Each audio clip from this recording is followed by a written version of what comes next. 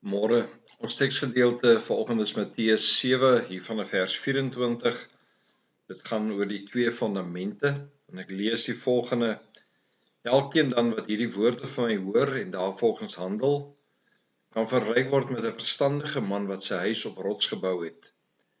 Die stortreën het geval, vloedwaters het afgekom, winde het teen daardie huis gewaai en daarin geruk en tog het dit nie ineengestort nie, want die fundament was op rots. En elkeen wat hierdie woorde van my hoor en daarvolgens handel nie, kan vergelyk word met 'n dwaas wat sy huis op sand gebou het. Die stortreën het geval, vloedwaters het afgekom, winde het teen daardie huis geruk en die huis het ineengestort en is heeltemal verwoes. Ek dink die meeste van julle ken die baie bekende uitdrukking van iemand wat vir 'n eiendomsagent gevra het, wat is die 3 goed waarna jy moet kyk wanneer jy 'n huis koop? En die antwoord natuurlik was ligging, ligging, ligging. Dat waar jy dan ook koop is belangrik vir die herverkoopwaarde ook van jou huis. Ons lees vanoggend van 'n verhaal van 2 persone wat 'n huis gebou het. En dan gaan dit op 'n manier oor die ligging, dit gaan oor die plek waar jy gebou het. Nou hierdie gedeelte vind plaas aan die einde van die bergrede.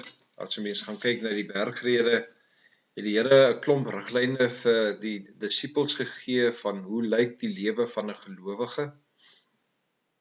Onder andere om te sê dat ons leef in die verwagting dat God ons ken, dat die Here weet wat ons nodig het, dat jy ook die ander wang moet draai wanneer iemand onregverdig teenoor jou optree, dat jy geskille met mekaar moet uitklaar in broederlike liefde, dat man en vrou getrou sal bly in hulle huwelik ten spyte van uitdagings wat hulle ervaar.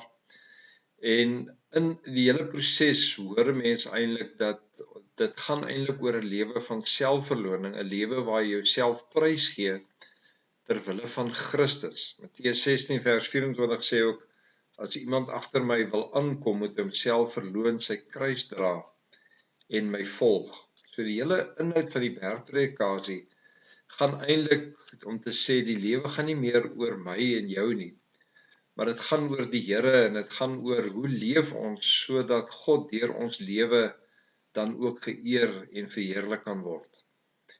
As mens gaan kyk na die inleidende vers van die gedeelte wat ons vanoggend gelees het, lees ons die woorde: en elkeen dan wat hierdie woorde van my hoor en daarvolgens handel, sal vergelyk word. So duidelik is dit dat hierdie gedeelte gaan eintlik oor die aanhoor van die woord van die Here en mense wat daaraan gehoor gee.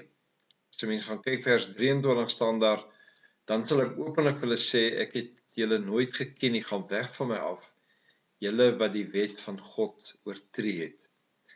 So wanneer ons hier vergelyk word met die bou van 'n huis op 'n rots, dan gaan dit nie oor 'n rots op sigself of dat ons baie keer dink die rots verwys hier na Jesus Christus nie. Die rots verwys eintlik na die plek waar jy jou bevind as gelowige, deurdat jy doen dit wat die woord van die Here vir jou kom leer. So die wyse man, die verstandige man wat sy huis op die rots gebou het, is iemand wat die woorde van die Here aanhoor en wat dit aanneem en in geloof en in liefde en toewyding dan ook leef in sy verhouding met die Here. Dit handel hier oor die oordeelsdag van die Here, dit gaan hier oor God wat kom en elkeen van ons se werke sal toets. En daarom sien ons dan ook dat die man wat sy huis op die rivier, op die sand gebou het, sy huis is dan weggespoel. Dit was nie die onbereikte groepe in China wat van hiervan gepraat word nie. Dit gaan oor mense wat ook die woord gehoor het, maar besluit het om nie daarvolgens te leef nie, om nie in gehoorsaamheid teenoor God te leef nie. Die riviersand wat hiervan gepraat word is die wadi's, wat baie bekend was in Palestina. Dis droë rivierlope, dis breë rivierlope wat deur berge omring is. En hier het baie mense dikwels gebly, ook hulle vee daar opgepas. En wanneer dit dan gereën het, dan het hierdie riviere afgeloop en dit het alles weggespoel. En nou word in hierdie gedeelte ons vergelyk deur te sê, bou jy jou huis op die rots, leef jy in gehoorsaamheid aan die woord van die Here, of is dit dat jy 'n lewe kies om te sê, alhoewel ek die woord ken en die woord hoor, dat dit nie inhoud vind in my lewe nie.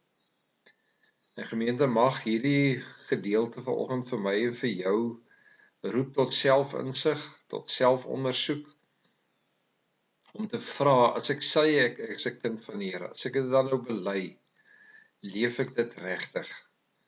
Want hierdie gedeelte gaan oor die oordeel van die Here, dit gaan daaroor dat God sê, hy wat nie doen dit wat ek van hom vra nie, sal in die oordeelsdag weggeneem word.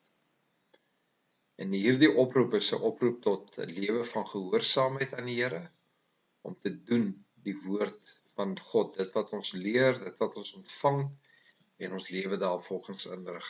Kom ons bid saam. Here, mag U ons seën, mag U vir ons help om naby U te wees, en help vir ons om in gehoorsaamheid U woord uit te leef. Amen.